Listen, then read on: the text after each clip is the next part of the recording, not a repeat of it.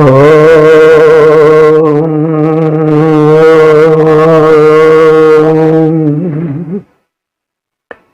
प्रेमियों, सभी श्रोताओं, संप्रति हम सब ऋग्वेद के प्रथम मंडल के 162वें सूक्त के 8वें मंत्र की व्याख्या में प्रवेश करने जा रहे हैं। यह मंत्र त्रिष्टुप नामक छंद में निबद्ध है।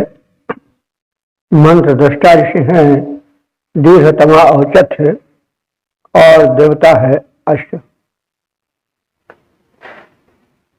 अब इस 8वें ऋचा या मंत्र से कुछ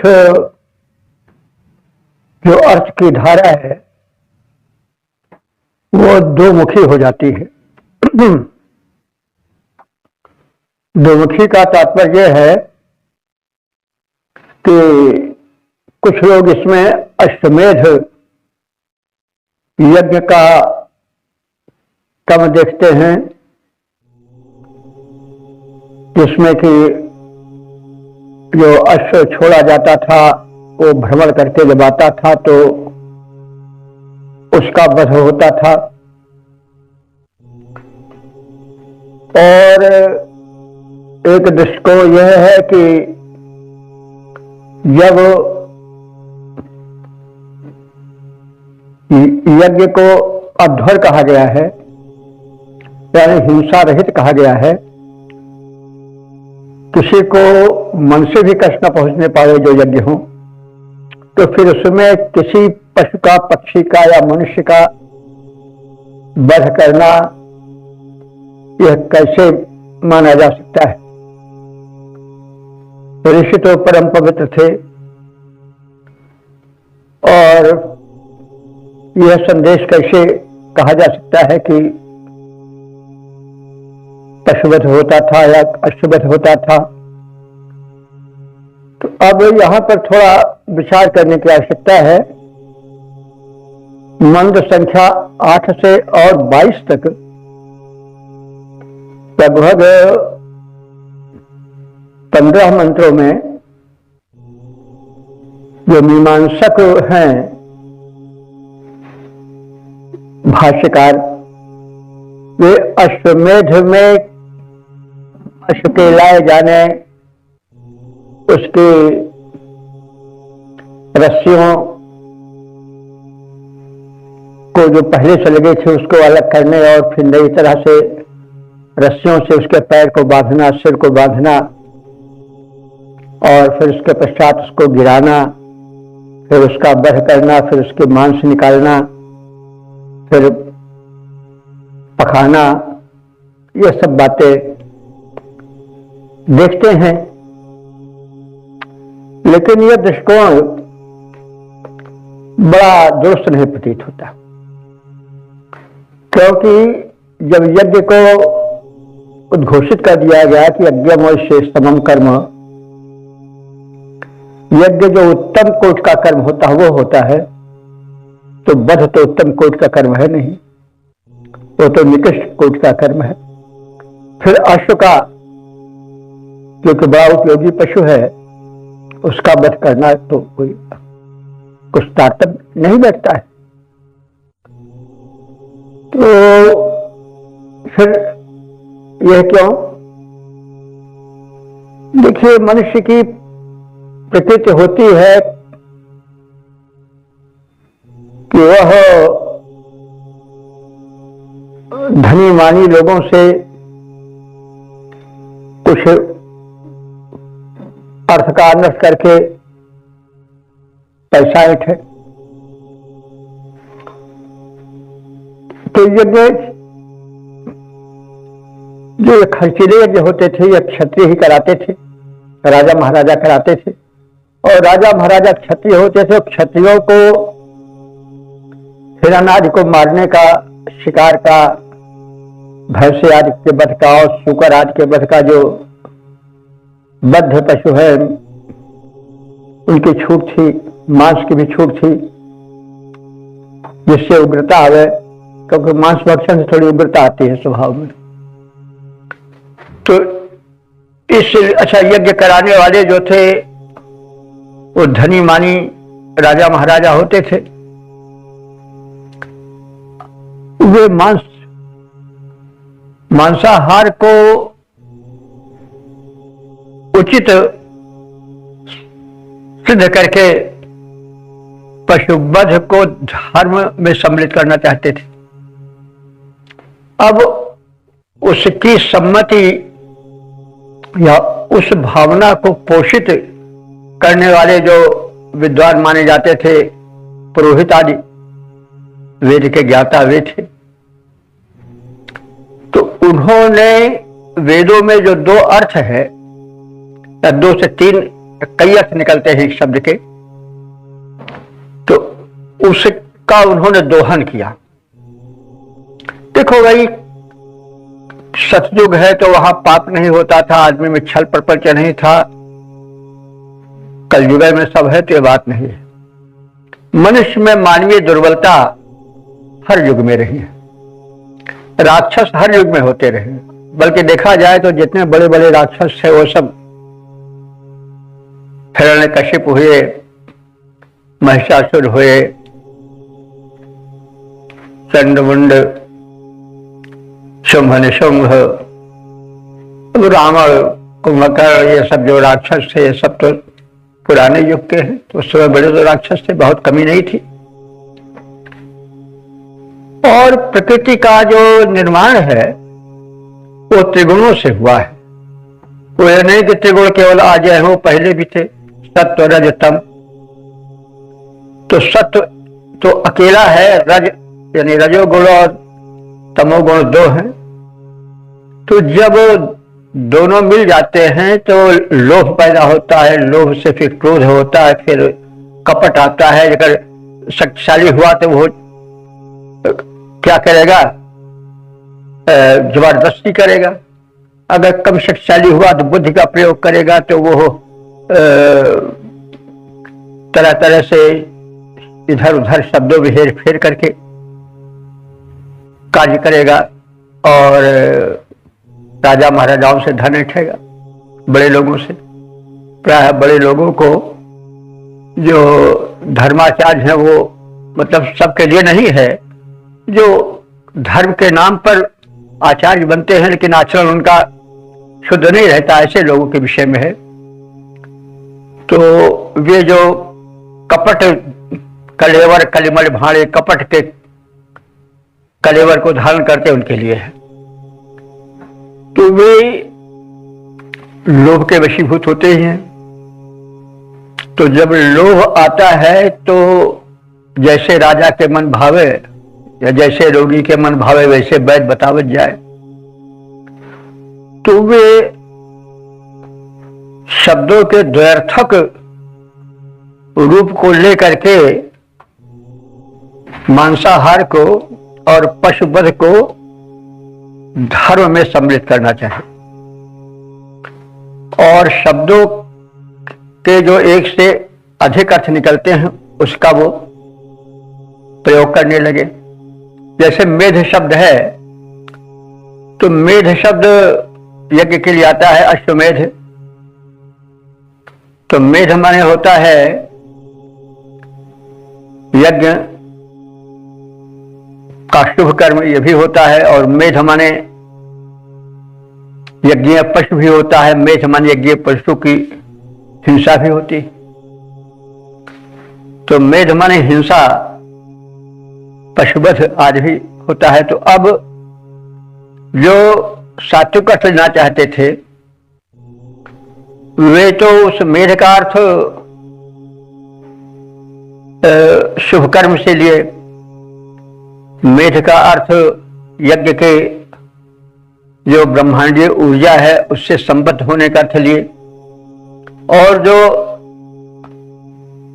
बड़े लोगों से पैसा ऐंठने चाहे यज्ञ के बहाने, वो उसको बड़ा पेचीदा बना करके और पशुवध के औचित्य को उसी द्व्यर्थिक शब्दों के कारण लिया। जैसे मांस है, मांस शब्द है तो मांस माने होता है, आजकल तो वही ज्यादा प्रचलित है जो मांस होता है,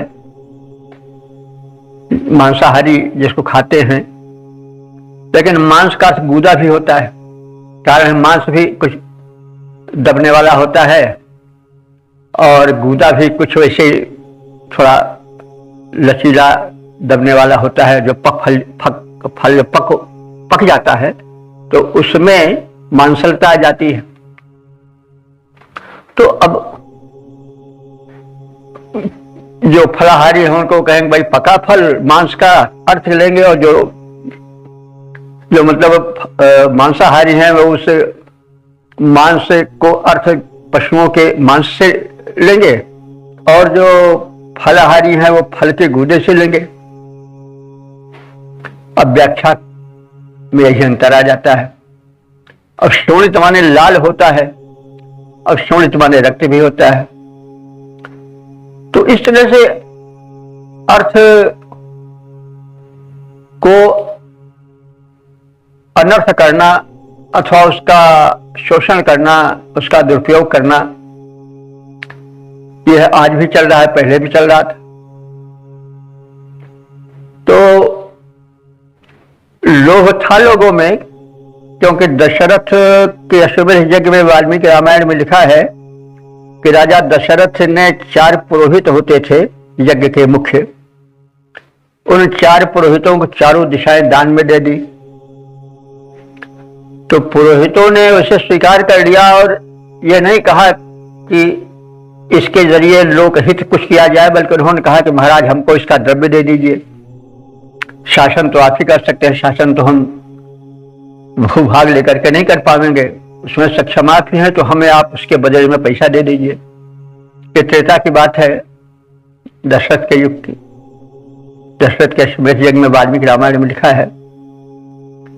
तो कहने का मतलब वो लोभ ही था, नहीं तो कहते साहब इससे आप धर्मशाला खुलवा दीजिए, दिनों के लिए लंगर चलवा दीजिए, जनहित में प्रयोग कीजिए। तो मतलब लोभ जो है वो वशीभूत करके लोगों को पथच्युत करता है। पहले भी होता था, आज भी हो रहा है। धर्म की आड़ में ठगी होती है, सभी में था।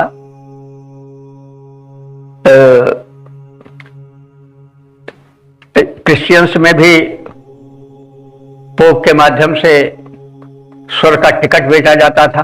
धर्माचार्य पोप थे, जैसे हर में धर्माचार्य होते हैं, मौलवी, मुल्ला, पंडित, तो धर्माचार्य। तो ऐसे जो पोप था वहां का धर्माधिकारी उस स्वर्ग के लिए टिकट बेचता था, रिजर्वेशन करता था और बड़ा पैसा लेता था लोगों से। तो ये सभी धर्मों में था। बाद में विद्रोह भी हुआ, लेकिन ये जो यज्ञ का, कुछ यज्ञ को भी इसी दृष्टि से हम देखें, हालांकि इसका बड़ा ही दुष्परिणाम निकला। वेदों को लोग भूलने लगे, बल्कि उसके प्रति विद्रोह शुरू हो गया। जैन और बौद्ध तो बिल्कुल खुले मैदान में उतर आए और उन्होंने वेद विरोधी धर्म खड़ा किया। तो वे केवल यज्ञों, हो सकता है वेद पढ़े रहे हो या न पढ़े रहे हो, ये भी हो सकता है। न पढ़े रहे, वेद तो पढ़े होते तो उसके ज्ञान कांड पर ध्यान देते। इस यज्ञ के हिंसा प्रकर्ष को न लेकर के उसके सही हक का प्रचार प्रसार करते, लेकिन इसका मतलब हुआ कि वे यज्ञों का जो कर्म चल रहा था उसको देख करके उन्होंने वेदों से उसको जोड़ दिया और कहा वेद में यही सब है। इसलिए वेद विरोधी धर्म निकले और उसका बड़ा कुपरिणाम हुआ। और वेदों में हिंसा के स्थान पर अहिंसा को इतना अधिक बल दिया जाने लगा कि वो राजधर्म हो गया। और अशोक के समय से फिर वो अनर्थ पैदा हुआ कि जो देखो बड़े बड़े सेनापति मोड़ मुड़ा के बौद्ध भिक्षु बनने लगे, तलवार के हाथ भूल गए। परिणाम हुआ कि विदेशी आक्रमण प्रारंभ हो गए, देश गुलामी के जंजीरों में जकड़ने की स्थिति में आ गया। फिर चाणक्य ने अपना छेड़ा ताग और अंत में, और मेरा जो बौद्ध राजा था मौर्य वंश का, उसको उसके प्रधान सेनापति पुष्यमित्र शुंग ने मार डाला और फिर ब्राह्मण धर्म यज्ञ धर्म स्थापित हुआ और उसमें वो प्रारूप नहीं रखा गया। बहरहाल इससे देश की शक्ति का क्षरण हुआ, संघर्ष हुआ, बड़ा भारी इतिहास है, कहां तक कहा जाए उसको। तो कहने की ये मतलब अर्थ का जो द्व्यर्थी रूप है उसको विकृत करके यज्ञ में पशुवध को मान्यता दी गई है। हर शब्द के एक से अधिक, तमाम ऐसे शब्द हैं, हर शब्द नहीं तो तमाम ऐसे शब्द हैं जिनमें एक के साथ 2 या 3 4 अर्थ निकलते हैं। बाद में वो शब्द रूढ़ हो जाते हैं। जैसे मान लीजिए ब्राह्मण ही है तो ब्राह्मण का अर्थ तो हुआ कि ब्रह्म विज्ञानातीत ब्रह्म, ब्रह्म माने वेद मंत्र को जो जानता हो, उसके तत्व को जानता हो, वो ब्राह्मण है। लेकिन बाद में ब्राह्मण एक जाति बन गई, चाहे वो वेद देखे ना हो, सुने ना हो, कुछ भी जानता हो, फिर भी वो ब्राह्मण कहा जाएगा। इसी तरह से क्षत्रिय शब्द ही मान लीजिए, क्षत्रिय का अर्थ होता है कि जो समाज में कुतत्वों से जो क्षति पहुंचती है उस क्षति को दूर करने वाला क्षत्रिय है। लेकिन वो चाहे भ्रष्टाचार्य करे लेकिन फिर भी क्षत्रिय क्षत्रिय कहा जाएगा। इस तरह से वैश्य और शूद्र के विषय में भी है, जो एक प्रांत से दूसरे प्रांत में, एक स्थान से दूसरे स्थान में प्रवेश करे। विष माने प्रवेश, वी और शाह ताजवी शाह रहेगा, उसी से प्रवेश बनता है। तो विष यानी जो प्रवेश करे व्यापार के लिए वो वैश्य है। लेकिन वैश्य अंत में एक जाति के लिए हो गया। वो चाहे दूर दूर तक न जाए, अपने एक दुकान खोल के वहीं काम करे तो भी वो वैश्य ही कहा जाएगा। वर्मा का अर्थ होता है एक क्षत्रिय जाति जो कवच धारण करती थी विशेष प्रकार का, लेकिन आज वर्मा सब कुर्मी और तमाम सब और जाति वाले, लाला भी, कायस भी वर्मा कहते हैं, कोई रोक टोक नहीं है। अब वो उसके लिए हो गया। शूद्र का अर्थ हुआ जो शुचिता, शुच धातु से बनाए, पवित्रता रखने के लिए उस झाड़ू भाड़ू करके पवित्र करता था स्थान को, इसलिए उसको शूद्र नाम दिया गया। तो आजकल कोई कहे भाई बड़ी सफाई रखते हैं तो वो आदमी फूल मतलब प्रसन्न हो जाएगा, फूल खिल जाएगा, फूल उठेगा। लेकिन अगर उसको शूद्र कह दो तो बिगड़ जाएगा। तो मतलब शब्द रूढ़ हो जाते हैं बाद में। और फिर जब एक प्रथा चल पाती है तो होते होते बढ़ती जाती है और एक कुरीति बन जाती है और फिर उसी पर लोग चल पड़ते हैं। कुछ ऐसे ही बात यज्ञों के विषय में भी हुई। और यज्ञ का जो ये अर्थ लिया गया पशुवध से जोड़ दिया गया और वैद की हिंसा अनुभूति कह दिया गया, इससे बड़ा अनर्थ हुआ देश का। वेदों का अध्ययन, वेदों के अध्ययन पर बड़ा बुरा प्रभाव पड़ा और वेद विरोधी धर्म चलने लगे, जिससे देश को क्षति हुई। क्योंकि शस्त्र का उठाना उसमें जो था वो अनुचित माना जाता था, अधर्म माना जाता था। जैनों में तो हिंसा अपने चरम पर है, वो मुंह में पट्टी बांध लेते हैं कहीं सांस से भी छोटे छोटे कृमि न चले जाए। तो ये सब बहरहाल अब ज्यादा इसको हम नहीं कहेंगे, लेकिन यह इस द्व्यर्थ ने यज्ञ जो कि बड़ा पवित्र कार्य माना जाता है और यज्ञ पूरी प्रकृति में चल रही है, तो यज्ञ का बड़ा निंदित अर्थ हुआ और उससे हमें क्षति हुई। तो इस मंत्र में या इस 8वें से लेकर के 22वें मंत्र तक में एक तरफ तो अश्वमेध का यानी घोड़े को बांधने, काटने, उसके मांस को पकाने का अर्थ निकलता है और दूसरी वो निकलता है कि जो दूसरे अर्थ हैं अश्व के, जो अध्यात्म पर कर देते हैं, सुधार पर देते हैं। जैसे अश्व माने घोड़ा, घोड़ा माने बलशाली, तो मन कहीं कहीं घोड़े को मन भी कहा जाता है, क्योंकि मन भी घोड़े की तरह तेज भागता है, बल्कि घोड़े से मन की सबसे ज्यादा गति होती है। लेकिन जब उपमा देते हैं तो जो प्रचलित अर्थ होता है उसे उपमा देते हैं। तो कभी मन रूपी अश्व, कभी इंद्रिय रूपी अश्व, इस तरह से भी अर्थ निकलता है। क्योंकि यह हम देखते हैं व्यवहार में कि कभी कभी शब्द का एक ही रूप कहा जाता है और उसका लाक्षणिक दूसरा निकल आता है। जैसे वो तो गीदड़ है, तो गीदड़ तो नहीं है, लेकिन गीदड़ कह करके कायर का अर्थ, भगेड़ू का अर्थ निकाल दिया गया। वो सिंह है तो सिंह पशु तो नहीं है। आज तो एक जाति अपने सिंह ही लिखती है, लेकिन वो सिंह पशु तो नहीं है, लेकिन पौरुष के अर्थ में उसको सिंह कह दिया गया। उसमें लड़ने भिड़ने की, पौरुष की अधिकता रहती है। मेरा घर सड़क पर है, मेरा घर सड़क पर ही है, तो घर सड़क पर तो नहीं हो सकता। लेकिन अब उसका तात्पर्य तरीका कि घर सड़क के बड़ी नजदीक है और सड़क से जो धुआं धक्कड़ उठता है उसका प्रभाव पड़ता हो, फिर वाहन आज पकड़ने में विलंब नहीं है, तत्काल मिल जाता है। आज याद याद उससे लिपटे रहते हैं। जैसे गंगाराम घोषा है, उसका घर तो गंगे में है, तो गंगा में तो घर नहीं रह सकता है, लेकिन उसका अर्थ हुआ कि बिल्कुल सामीप्य है और गंगा से पवित्र जल मिलता है उसको और स्नान आदि होता है। ये बातें तमाम लक्षणा व्यंजना के माध्यम से आ जाती। तो इसी प्रकार से एक वाक्य के एकाधिक अर्थ निकाले जाते हैं।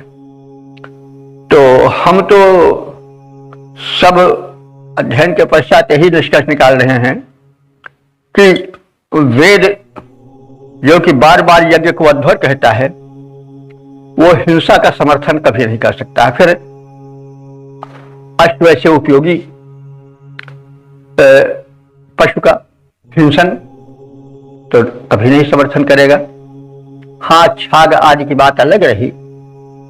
तो अश्व का वध हो, यह तो वेद कभी नहीं कहेगा। अश्व का, गाय का, इसका वध नहीं कभी स्वीकृत किया जा सकता है।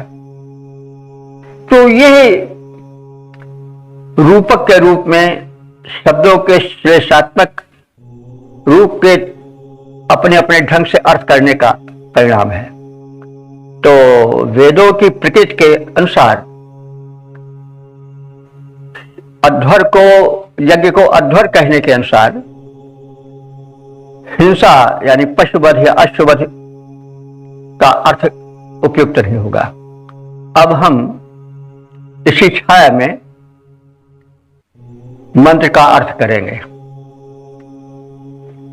तो ऋग्वेद के प्रथम मंडल के 162वें सूक्त के 8वें मंत्र की व्याख्या में हम प्रवेश करने जा रहे हैं और इस मंत्र का शीर्षक है मन रूपी चंचल प्रबल अश्व पर नियंत्रण हो। तो अब संबंधित मंत्र का प्रथम पाठ हो जाए। ओम यद्वाजिनो दाम संदान मर्वतो या शीर्षया रसना रज्जुरस्य यद्वाघास्य प्रभृतमास्ये तृणं सर्वाताते अपि देवेश्वस्तु। शब्दार्थ भावार्थ से परिचय प्राप्त करें। अश्व मन को भी कहा जाता है, क्योंकि मन की गति बड़ी तीव्र होती है, बल्कि सबसे तीव्र मन है। सूर्य चांद तक पहुंचने में हमको 1 सेकंड भी नहीं लगेगा, मन से पहुंच गए। तो मन की बड़ी, तो अश्व और से पशुओं में अश्व की गति बड़ी तीव्र होती है, बड़ी सशक्त गति होती है उसकी। तो यहां पर मन पर अश्व का आरोप किया गया है। जैसे अभी हम पहले कह आए हैं कि जैसे सिंह कहा गया तो सिंह माने बलवान, निर्भीक। गीदड़ कहा गया तो चमलोह, डरपोक, कमजोर। वैसे ही मन की गति और चंचलता को ध्यान में रख करके उसको अश्व कहा गया है। तो मन बड़ा प्रबल होता है, अश्व बड़ा प्रबल होता है, तीव्र गति वाला होता है, इसलिए उससे जोड़ करके अर्थ किया गया है। वाजिना, वाजिना कहते हैं बलशाली को। तो वाज माने घोड़ा होता है प्रचलित अर्थ, लेकिन उसको घोड़ा इसलिए कहा गया है कि वो बड़ा बलशाली होता है। तो वाजिना षष्ठी है बलशाली चंचल मन को। तो यहां मन न कह करके केवल वाज से ही अर्थ निकाल दिया गया है। जैसे हम किसी निर्भीक और बलि व्यक्ति के लिए सिंह कह दें और अर्थ निकल आवे, किसी डरपोक को गीदड़ कह दे तो अर्थ निकल आवे, तो वैसे यहां बाज कह दिया गया, बाज से मन का अर्थ निकल आया। तो वाजिना यानी बलशाली चंचल मन रूपी अश्व को। यत संदाने दाम, यत माने जो, संदाने माने नियंत्रित करने के लिए, दाम माने रस्सी है। तो मन को की चंचलता और नियंत्रित करने की रस्सी क्या होगी? संयम, नियम, विचार ही मन की चंचलता को दूर करते हैं। जब मन भागता है तो ध्यान से, विचार से आदि के माध्यम से हम मन की चंचलता को रोकते हैं।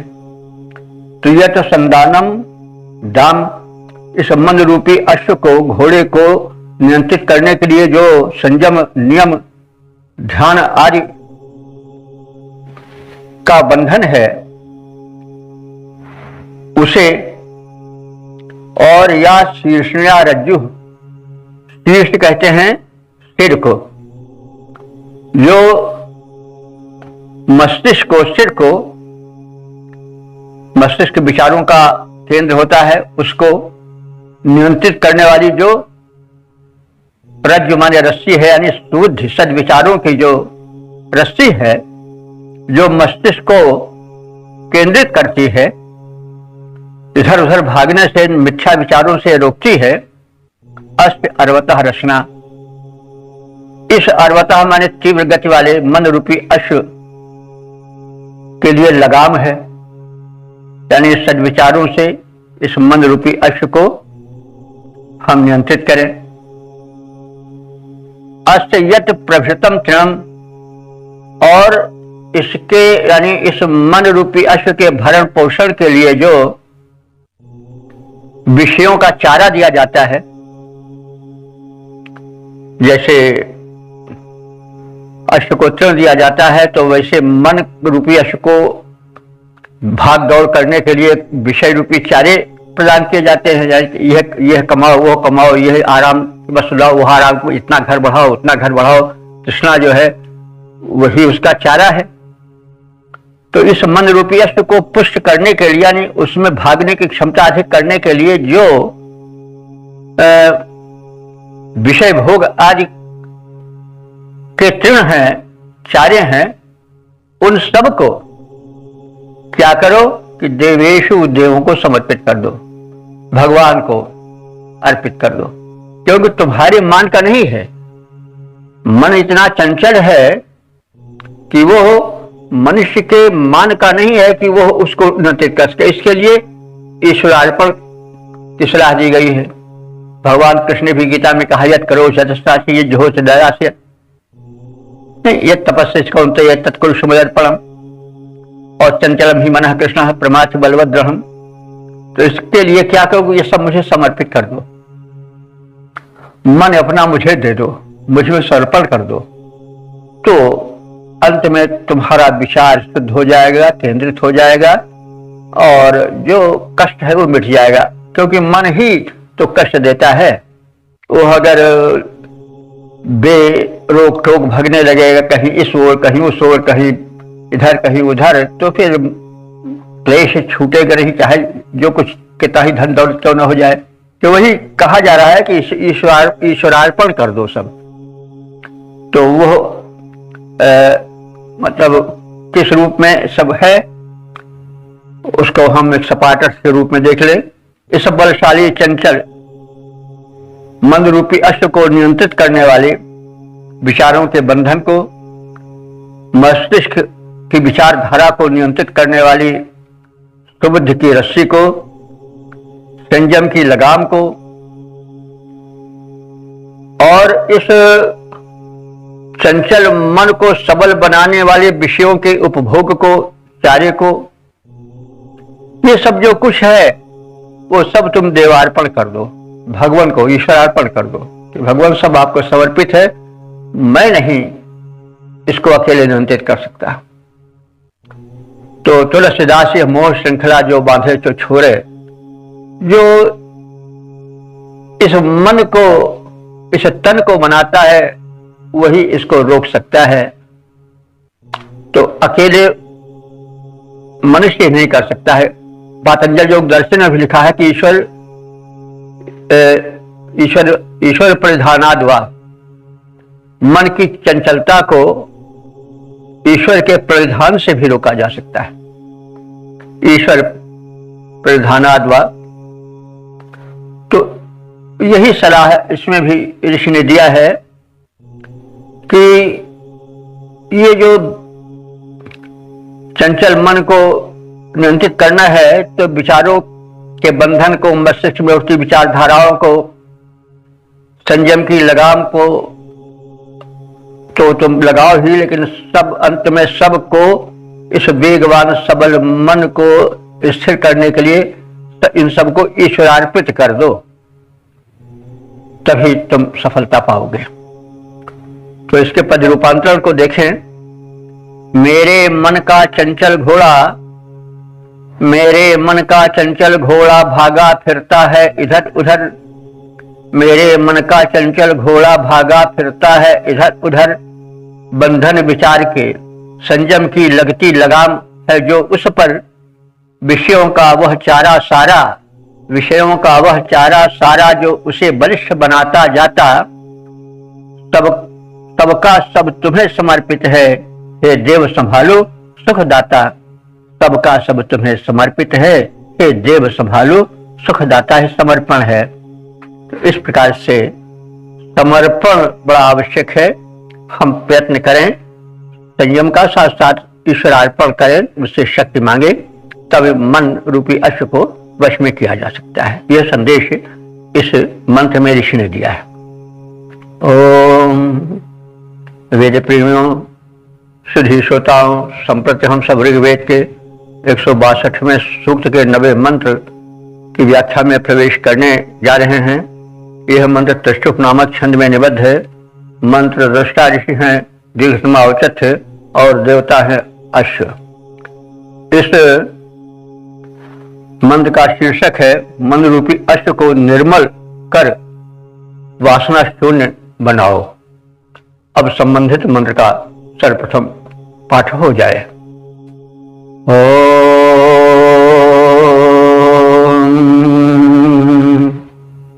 यदश्वस्य क्रविशो मक्षिकाश यद्वास्वरौ स्वधितौ रिक्तमस्ति यद्धस्तयोः शमितुर्यन्नखेषु सर्वाताते अपि देवेशस्तु। शब्दार्थ भावार्थ से परिचय प्राप्त करें। यत माने जो, अश्वस्य, अश्वस्य माने घोड़े के, तो यानी मन रूपी घोड़े के। क्रविशः, क्रवि कहते हैं क्रव्य या क्रवि कच्चे मांस को।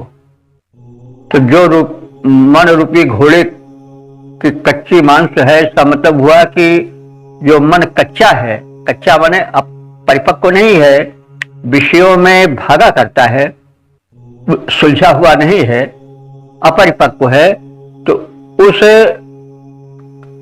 के मैलेपन पर यद मक्षिका आश, जो मक्षिकाएं बैठ करके आश माने उसको खाती रहती हैं। मक्खियां मलिनता पर बैठती हैं, तो मन में जो मलिनता है, खोट है, तो इस मन रूपी बलवान अश्व के कच्चे मांस को, माने उसके कच्चेपन को, उसके न सुलझे वाले स्वरूप को, जो वासना रूपी मक्खियां, यहां पर मक्षिका कहा गया है लेकिन वासना शब्द जोड़ दिया जाता है। कभी कभी केवल उपमान ही कहा जाता है, उपमेय नहीं कहा जाता, उपमान उसी में सिमट जाता है। तो बलवान अश्व को वासना रूपी मक्खियां खाए जा रही हैं। स्वरो स्वधितौ, वे स्वर कर रही हैं यानी भिनभिना रही हैं, और स्वधितौ माने भिनभिनाती हुई काटती जा रही हैं, खाती जा रही हैं। तो यत रिप्तम अस्ति, जो मलिनता इस मन में, रिप्त माने लिप्त है, रकार रकारयोः भेदः, तो रिप्ता के स्थान पर रिप्ता कहा गया है, रिप्ता। तो यत रिप्तम अस्ति, जो मलिनता इस मन में लिपटी हुई है, वासना जन मलिनता, उस पर ये जो मिथ्या है वासना की वो भिनभिना रही हैं, लिपटी हुई हैं। तो जो मनोमालिन्य है, मैल पर मक्खियां बैठती ही है। तो शमितो हस्तयो यत, शमितो कहते हैं शमन करने वाले, रोकने वाले। तो यहां रोकने वाले कौन हैं? मन के मैल को, कच्चेपन को, उसके विकारों को रोकने वाले कौन होते हैं? शमितो कौन होते हैं? उपदेशक। लेकिन उपदेशक जो है वो स्वयं सुलझे हों और स्वयं पवित्र हों, यह कोई निश्चय नहीं है। आजकल देखा जाता है, पहले भी रहा होगा कि उपदेश तो बड़ा लंबा चौड़ा दे रहे हैं, लेकिन बिल्कुल उसके विपरीत चल रहे हैं। तो ऐसे उपदेशक की वाणी थोड़ी देर के लिए भले मन पर प्रभावित हो जाए, लेकिन हमेशा के लिए तो नहीं होगी, क्योंकि वाणी में प्रभावशाली बल उसी में आ पाता है, उसी वाणी में आ पाता है जो स्वयं पवित्र होता है। चोर अगर चोरी ना करो उसकी शिक्षा देगा तो प्रभाव नहीं पड़ेगा। ऐसा एक प्रसंग आता है कि गांधी जी के पास कोई स्त्री आई अपने बच्चे को लेकर के और कहा, बापू जी इसको समझा दीजिए कि गुड़ ना खाए, बहुत गुड़ खाता है। तो गांधी जी ने कहा कि भाई एक हफ्ते के बाद आना। फिर गई तो उसने कहा, बेटा गुड़ ज्यादा खाना नुकसान कर जाता, उसको मत खाओ। कहने तो बापू जी आप पहले ही कह सकते थे। तो गांधी जी ने कहा कि भाई तब मैं खुद गुड़ खाता था, तो जब मैं गुड़ खाता था तो गुड़ ना खाओ का उपदेश देना बेकार होता। तो इसलिए जो उपदेश दे उसे स्वयं पवित्र होना चाहिए, अन्यथा उसका कोई प्रभाव नहीं पड़ेगा। तमाम उपदेशक ऐसे होते हैं जो बड़ी लंबी चौड़ी बातें करते हैं और आचरण उनका विपरीत होता है। बड़ा अच्छा व्यंग्य इस पर बिहारी ने किया है। एक पौराणिक थे, पंडित जी थे, वो कथा बाच रहे थे मंच पर बैठे हुए, और प्रसंग था कि पर नारी के संग से कौन नरक मिलता है और कितनी ताड़ना मिलती है, और बड़ा हित कष्ट दिया जाता है जो व्यभिचारी होता है, पर नारी का उपभोगी होता है। बहुत दोष होता है इससे। और उसी सभा में पौराणिक के कथावाचन वाले भूमि पर उनकी रखैल भी बैठी थी, पंडित जी की। तो वो मुस्कुराई, वाह पंडित जी खूब दुनिया को बेवकूफ बना रहे हो। तो पंडित जी की भी मुस्कुराहट आ गई, लेकिन बड़े मुश्किल से उन्होंने अपनी मुस्कुराहट को दबाया। बिहारी ने इसका बड़ा सटीक चित्रण किया है। परतिय दोष पुराण सुनी, लख मुल्की मुस्कान, मुल्की मन ये रखेल। तो परतिया दोष पुराण सुनी लख मुल्की मुस्कान, तो नीकी राखी मिश्रहु मुख आई मुस्कान। तो पंडित जी भी मुस्कुराहट नहीं रोक पाए, उनको बड़े कठिनता से अपने मुस्कुराहट रोकनी पड़ी। कहा कि खूब बेवकूफ बना रहे हो, वो अपना नहीं देख रहे हो। तो वही परितीय दोष पुराण सुन लख मुल्की, उनकी रखेल जो थी मुल्की मुस्कान, उन्हीं की राखी मिश्र मुख आई मुस्कान। तो भाई यह है ऋषि ने मानव मन की दुर्बलता को परखा है, और इसीलिए वो कह रहा है कि हे भाई, तुम्हें अपने मन को निर्मल करना पड़ेगा ताकि वासना रूपी मक्खियां उस पर भिनभिनाए नहीं। तो इसके लिए तुम्हें उपदेशक मिलेंगे, शमितु, उस वासना को शमन करने के लिए उपदेशक मिलेंगे, लेकिन उपदेशक कच्चे भी हो सकते हैं।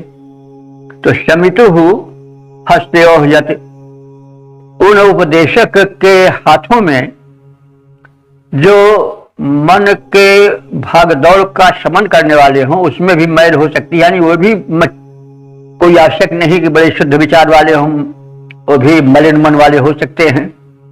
तो यदि उपदेशक जिसके शरण में तुम जा रहे हो उपदेश द्वारा पवित्र होने के लिए, वे मलिन हैं, तो निराश ना हो, आगे बढ़ो। तुम्हारा मन नहीं नियंत्रित हो रहा है उस उपदेश से, तत्काल प्रभाव पड़ा, बाद में फिर वैसे हो गया, तो इसका मतलब हुआ कि कहीं खोट है, तो जा करके किसी और उच्च ज्ञानी के शरण लो, और वो ज्ञानी तुम्हें शुद्ध करेगा। देवेशु, यानी ज्ञानी विद्वानों में, देव वाले, देव का अर्थ देवता भी होता है और देव का अर्थ विद्वान भी होता है।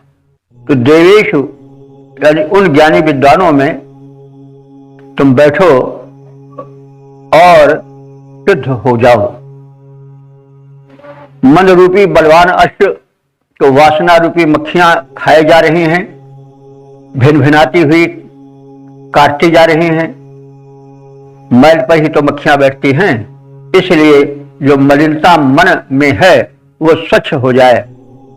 इस क्रम में जो तुम उपदेशकों के पास गए हो कि तुम्हारी यह मन की मैल दूर हो जाए, तो यदि दूर नहीं हुई है तो ज्ञानी विद्वानों की सत्संगत में जाओ, निराश मत हो, और जो खोजो, जो सही ज्ञानी हो उनकी संगत करो और मनोमल को दूर करो और मन को निर्मल बनाओ, और इस प्रबल मन रूपी अश्व को अपने वश में करो ताकि तुम्हारा कल्याण। तो इस प्रकार से मन को पवित्र करने के लिए सदुपदेश ग्रहण करना चाहिए। आदि बातें बताई गई। पद्य रूपांतरण इसका हम देखें। वासना मक्खियां मन घोड़े को खाती जाती, वासना मक्खियां मन घोड़े को खाती जाती, मलिन देख भिन्न भिन्न करके मंडराती जाती, रहे वासना कान लेश निर्मलता छाए, उपदेशक मिल निर्मल मन से मन की मैल मिटाए, जीवन बीते सत्संगत की आए निर्मल छाया, दूर मनोमल हो समस्त विषयों से विमल हो मन की काया। ओम वेद प्रेमियों, सुधी श्रोताओं, संप्रति हम सब ऋग्वेद के प्रथम मंडल के 162वें सूक्त के 10वें मंत्र की व्याख्या में प्रवेश करने जा रहे हैं। यह मंत्र त्रिष्टुप नामक छंद में निबद्ध है। मंत्र दृष्टा ऋषि हैं दीर्घतमा औचत्य और देवता है अश्व। संबंधित मंत्र का शीर्षक है यज्ञ भूमि को स्वच्छ रखा जाए। अब संबंधित मंत्र का प्रथम पाठ हो जाए।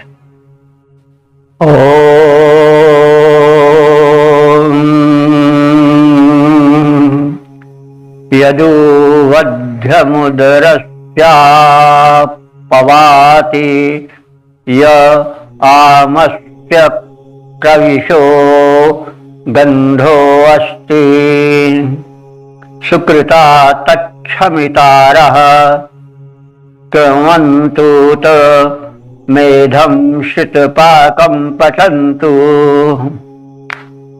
शब्दार्थ भावार्थ से परिचय पाए। जब यज्ञ कर्म होता है तो बड़े व्यापक पैमाने पर होता है और उस यज्ञ कर्म में पहले बड़े बड़े राजे महाराजे अमीर धनी मानी आते थे और तब की मान वाली सवारी जो थी वह थी घोड़ा। तो घोड़े से वे लोग आते थे तो स्वाभाविक है घोड़े मल विसर्जन करते ही रहे होंगे। तो उसी संदर्भ में कहा जा रहा है कि वे लोग जो कि सफाई करने वाले थे, मतलब एक यज्ञ साधारण नहीं होता था, बहुत हजारों आदमी एकत्र होते थे तो उसमें मल होता ही रहता था। खासतौर से अश्व आते थे तो मल विसर्जन करते थे तो मल से तो गंदगी होती ही है, तो सफाई कर्मचारी भी रहते थे। तो उनको यह आदेश दिया गया है मंत्र में कि स्वच्छ यज्ञ भूमि को बनाई जाए। स्वच्छता बड़ी आवश्यक है, चाहे भीतर की हो चाहे बाहर की हो। तो स्वच्छ यज्ञ भूमि हो, अगर आप उसको अध्यात्म रूप में लें तो भी मन में हम शुभ कर्म के यज्ञ करते हैं, शुभ विचार लाते हैं, वो भी यज्ञ ही है। तो उसमें पवित्रता होनी चाहिए, मानसिक पवित्रता होनी चाहिए, शारीरिक पवित्रता भी होनी चाहिए, बाहरी बाह्य पवित्रता भी होनी चाहिए। तो उसी प्रसंग में बात कही जा रही है कि क्रमशः उदरस्य, जो आए हुए अश्व हैं उन अश्वों के उदर से यत उवध्यम अपवाति, यत माने जो, उवध्यम माने मल, अपवाति माने बाहर आता है। धनी मानी राजाओं महाराजाओं के आने से उनके अश्वों द्वारा जो मल बाहर आता है,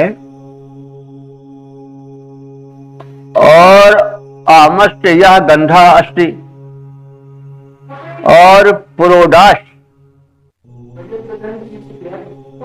के कच्चे रह जाने से जो गंध निकलती है, पुरोडाश कहते हैं यज्ञीय पाक।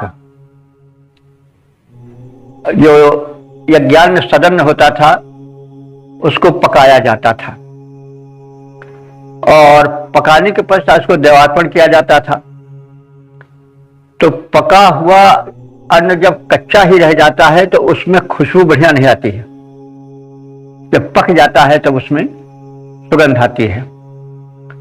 तो इन्हीं सब बातों को लक्षित करके कहा जा रहा है कि पुरोडाश पकाने के समय यह गंधा अस्य जो गंध निकलती है उससे जो वातावरण थोड़ा गंदा हो जाता है। तो वो कैसे, अश्वाय उनके मलमूत्र से और कच्चे पुरोडाश यज्ञान्न के पकने से जो कुछ कम अच्छी बू निकलती है, उसके कारण जो वातावरण कुछ यज्ञ भूमि कुछ मलिन सी हो जाती है, उस मालिन्य को, उस अपवित्रता को नष्ट करने के लिए, दूर करने के लिए शमितारा कहते हैं सफाई रखने वाले, हेतु नियुक्त लोग। शमितारा जो स्वच्छता करते हैं, सफाई कर्मी हैं, और यज्ञ भूमि की गंदगी का शमन करते हैं शमितारा, वे सब लोग यज्ञ भूमि को अच्छी तरह से स्वच्छ बनाए रखें। उत माने और, कृत पाकम मेधम पचंतु, और जो पकाने वाले हैं, पुरोडाश को बनाने वाले हैं, वे जो पाकशाला में बैठे हैं, वे पके हुए यज्ञीय पदार्थ को, पुरोडाश को पचंतु अच्छी तरह से पकाएं, कहीं वो कच्चा न रह जाए। तो यज्ञ भूमि पर धनी मानी राजे महाराजे जो आए हैं, उनके अष्टों के पेट से जो मल निकला है, लीद निकली है, वो साफ की जाए, यज्ञ भूमि को पवित्र रखा जाए। इसके अतिरिक्त पुरोडाशादि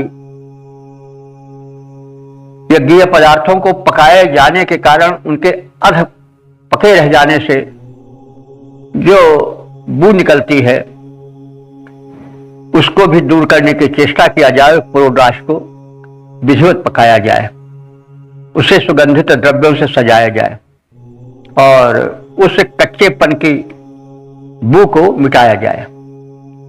यज्ञ पदार्थों को विधिवत पका करके सजाया जाए। यज्ञ भूमि की स्वच्छता के लिए नियुक्त व्यक्ति स्वच्छता का विशेष ध्यान रखें, यह संदेश दिया गया है। इसका पद्य रूपांतरण देखें। यज्ञ भूमि पर अश्वों से नरपति आते हैं, यज्ञ भूमि पर अश्वों से नरपति आते हैं, अष्टमलों से यज्ञ स्थल जो भर जाते हैं, अष्टमलों से यज्ञ स्थल जो भर जाते हैं, पुरोडाश यज्ञीय पदार्थ पकाए जाते, निज अपक्वता वे गंधों द्वारा फैलाते, रहे स्वच्छता विधिवत वस्तु पकाई जाए, मार्जक ध्यान स्वच्छता का विशेष कर लाएं, मार्जक ध्यान स्वच्छता पर विशेष कर लाएं। तो इस प्रकार से हम सबने इस यज्ञीय विधि विधान का निर्वाह विधिवत हो, कहीं उसमें मैल या अपवित्रता न रह जाए इस पर, और इसके साथ साथ मन में भी मैल न रह जाए, मनोमल समाप्त हो, इस पर भी ध्यान हो। क्योंकि शुभ कर्म तभी फलित होता है जब तन भी स्वच्छ हो, मन भी स्वच्छ हो। तो इस प्रकार से स्वच्छता पर विशेष ध्यान दिया जाए, यह संदेश दिया गया है।